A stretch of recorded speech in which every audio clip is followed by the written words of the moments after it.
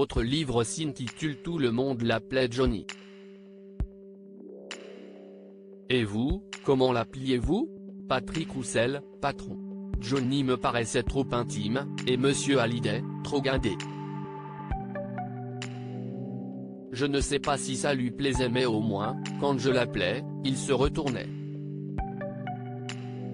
Le jour de sa sortie, le 15 juin, Johnny aurait eu 80 ans. Selon vous, comment aurait-il été à cet âge? Vous savez, il avait 56 ans quand j'ai commencé à travailler pour lui, et quand il n'était pas sur scène, il passait ses journées, tranquille, dans son bureau, à regarder sa télé. C'était un homme très réservé, pudique, timide et capable de faire des concerts gigantesques. Il était à part, c'était vraiment une star. Quand il entrait quelque part, il y avait quelques petites secondes de silence, et puis les conversations reprenaient tout doucement.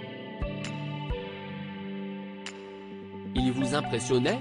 Je le respectais, mais je ne l'ai jamais traité comme une star. J'étais là pour faire un boulot et, avec le temps, une complicité s'était créée. On discutait beaucoup en voiture, de chansons, de ses enfants, de sa femme. Pourtant, vous vous êtes toujours vous voyez. Si est-il moi qui ai refusé qu'on se tutoie. Il me l'a proposé au bout de quelque temps, et j'ai absolument tenu à ce qu'on garde le vouvoiement.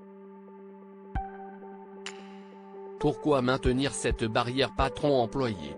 Je ne voulais pas être trop proche, savoir des choses qui auraient pu fuiter. Je ne savais déjà bien assez. Il y a des choses qui sont du domaine de leur vie privée qui n'ont pas à être dévoilées. Des choses que je ne dirai jamais parce que ce n'est pas forcément glorifiant. La vie du couple Hallyday n'était pas un long fleuve tranquille, loin de là.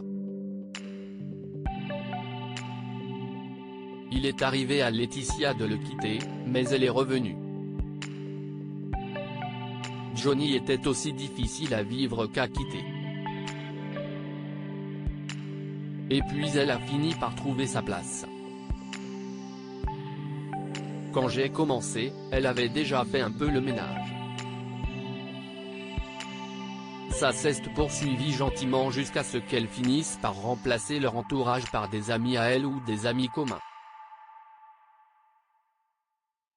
Petit à petit, elle a tout pris en main, et Johnny a lâché l'affaire. Avec ses enfants aussi, il ne voyait déjà pas beaucoup David et Laura, mais Laetitia a renforcé la scission.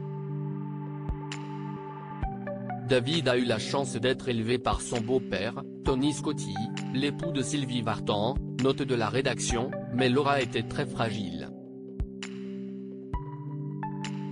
Nous étions très proches Laura et moi, parce que je crois que j'étais son moyen de communication avec son père.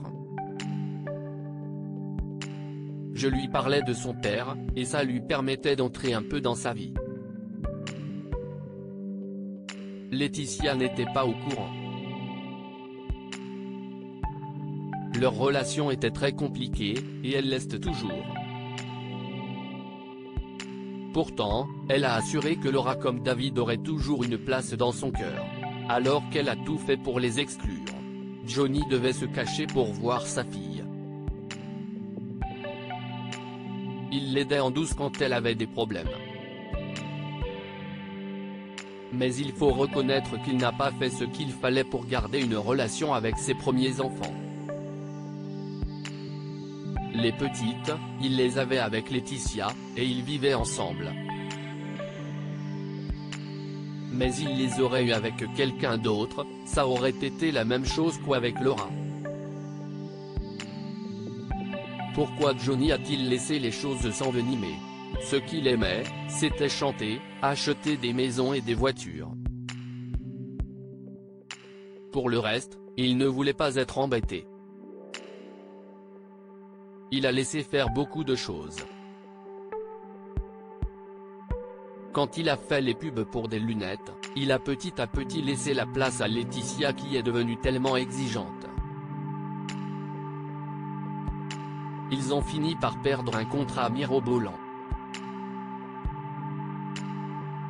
Cela n'a pas empêché la famille de couler des jours paisibles entre Los Angeles et l'île de Saint-Barth. On raconte qu'il aimait bien Los Angeles parce qu'il n'y avait pas de garde du corps ni de photographe. Si est faux. Dès qu'il mettait un pied dehors, il y avait jusqu'à 20 photographes autour. En revanche, à la seconde où il entrait dans un restaurant, il était tranquille. Parmi ces moments de répit, il y a eu le Paris-Dakar en 2002. Pas trop compliqué de le faire bivouaquer, si est vrai qu'il était habitué au luxe, mais pour le Paris-Dakar il s'est prêté au jeu. Si est moi qui montais sa tente. Mais je l'ai surtout vu prendre un plaisir infini et se détendre. Il y a beaucoup d'étrangers sur le Dakar. La plupart ne le connaissaient pas. Ça lui permettait d'être lui-même, et c'était très agréable. Après 12 ans en famille et 4 en tournée, on vous a signifié votre congé. C'était compliqué? Très. Je l'ai vécu comme la fin d'une époque. Il se trouve que Laetitia a décidé d'apurer les comptes, et ses avocats n'ont pas renouvelé mon contrat, à moins que je ne me mette à mon compte. Je pense que ses avocats lui ont coûté plus cher que les petites économies faites sur les salaires des employés, mais ça la regarde. Elle avait fini son grand ménage. Johnny est mort 2 ans plus tard. Ça a dû vous crever le cœur. Très ému. Oui. J'espérais être invité à son enterrement. Je l'ai mal vécu et, en même temps, je ne m'attendais pas à grand-chose, il faut être honnête. L'essentiel, si est que j'ai des nouvelles de Laura. Elle va bien, elle a un bébé magnifique, et si est tout ce qui compte. Que pensez-vous de l'après Johnny? Ça ne m'étonne pas que tant de choses sortent, même 5 ans après sa mort. Ça a parfois manqué de classe, d'élégance.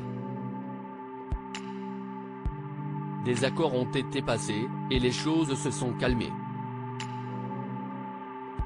Au moins, on n'aura plus à assister à ce déballage. Si vous deviez résumer vos 16 ans avec Johnny, je lui passerai ce message: j'ai fait des choses que jamais je n'aurais faites, vu des gens que je n'aurais jamais pu rencontrer, fréquenter des endroits où jamais je ne serais allé. Merci pour la vie que vous m'avez donnée. Tout le monde l'appelait Johnny, Mareuil édition, sorti le 15 juin.